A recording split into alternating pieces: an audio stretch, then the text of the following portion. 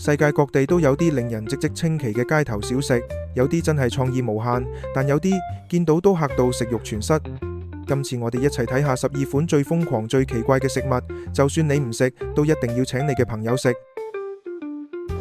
呢位印度大叔可以話係創意無限，佢竟然諗到用芬達橙汁汽水嚟炒蛋。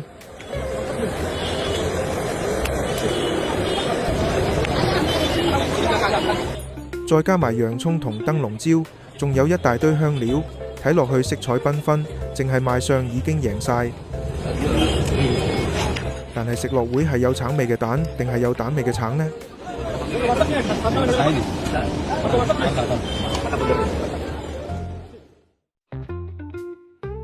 跟住呢一幕真係令人食指大動，又係奇趣國家印度。一大班人每人攞住一個鐵桶，直接喺一條好似水槽嘅地方滗咖喱湯，仲一桶傳一桶，將美食分享出去，發揮團隊精神。雖然場面熱鬧又壯觀，但係咖喱湯沖洗過每個人嘅手，好似真係唔多衛生喎。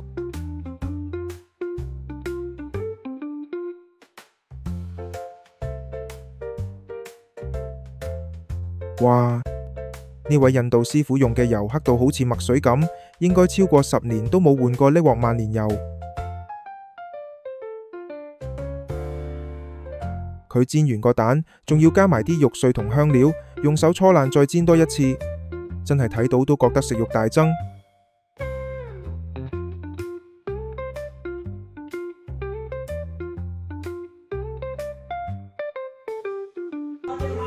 睇下呢款印度手工汽水嘅製作過程，一位青年先用水喉水加個刷，清潔回收返嚟嘅玻璃樽，再將玻璃樽裝滿水喉水，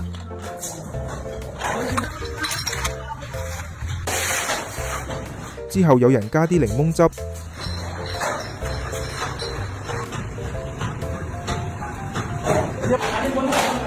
最後仲有個人用機器封蓋，完全係 handmade 純手工生產，真係原汁原味嘅街頭限定汽水啊！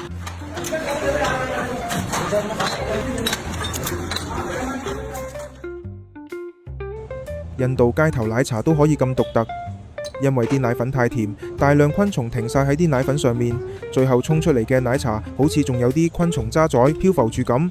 有客人話佢每日都要嚟飲一杯提神。呢檔印度甜品大湯圓更加厲害，吸引咗一大堆蜜蜂嚟開餐。老闆仲要專登撥啲蜜蜂落啲湯度，浸死晒啲蜜蜂，再用匙羹一隻一隻咁將啲蜜蜂屍體挑出嚟，保證啲大湯圓冇俾啲蜜蜂污染，咁你就可以放心食用啦。鏡頭一轉嚟到泰國，泰國嘅街頭糕點真係甜到爆，結果引嚟成群蜜蜂包圍。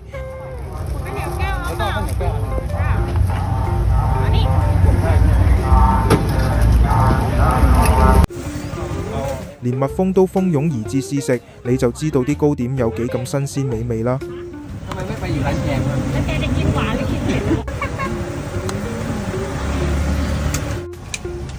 老闆會幫你撥走啲蜜蜂，再將糕點放入一個密封嘅膠袋，保證乾淨又衛生。不過糕點已經俾蜜蜂食過，你又介唔介意呢？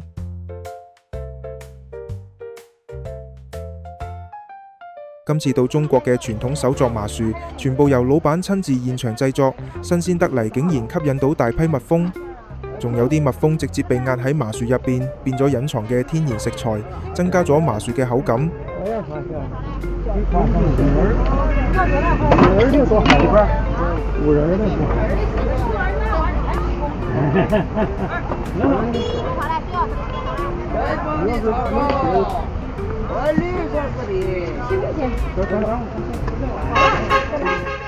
老闆喺咁多蜜蜂嘅環境下工作，都完全唔受影響，真係非常專業。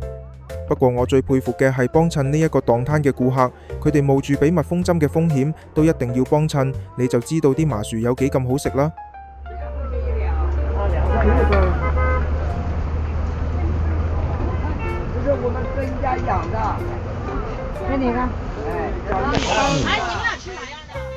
麻薯有好多種唔同嘅口味，例如有花生、黑芝麻、白芝麻。但係竟然冇蜂蜜口味。你最想食邊種口味呢？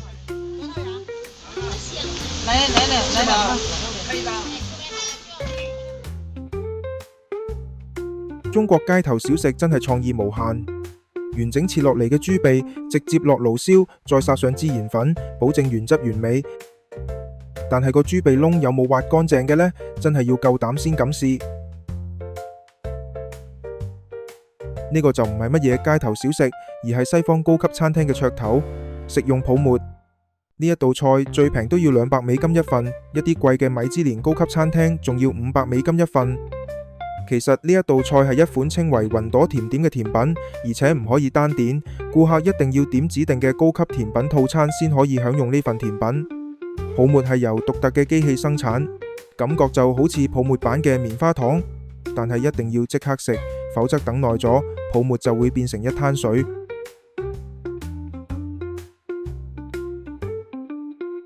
你又願唔願意付出幾百蚊美金去品嘗呢一口泡沫呢？我就認為係智商稅啦。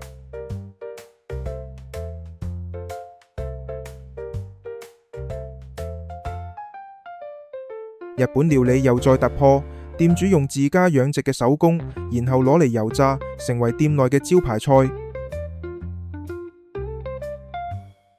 手工就即係四腳蛇類嘅動物，真係另類到極。但係啲手工咁可愛，又點捨得食佢哋呢？我就寧願當佢哋係寵物啦。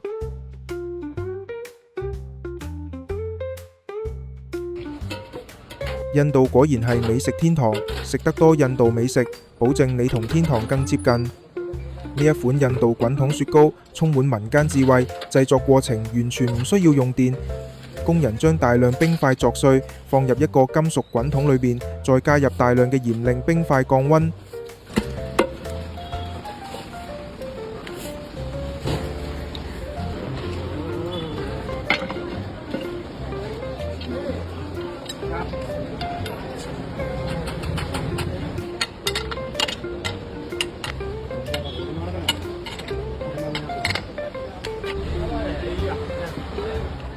之後，工人喺熙來攘往嘅馬路旁邊，一邊轉動滾筒，一邊將一啲色彩繽紛嘅糖水倒喺滾筒上面，糖水即時喺滾筒上結成薄薄嘅一層冰。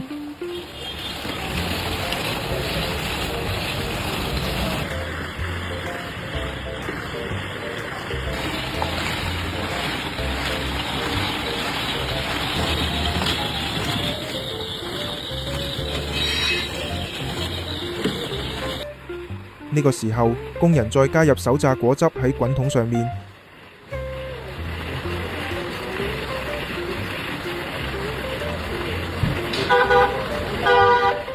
再加入更多色彩鮮豔、唔同口味嘅糖漿。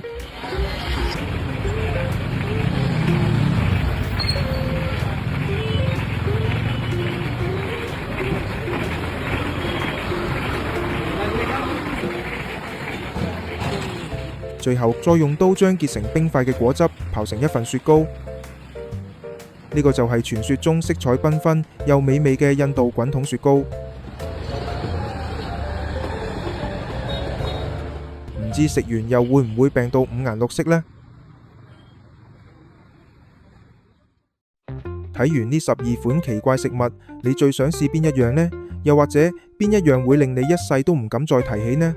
記得留言同我哋分享啊！立即訂閱老波士頻道，收睇更多奇聞趣事。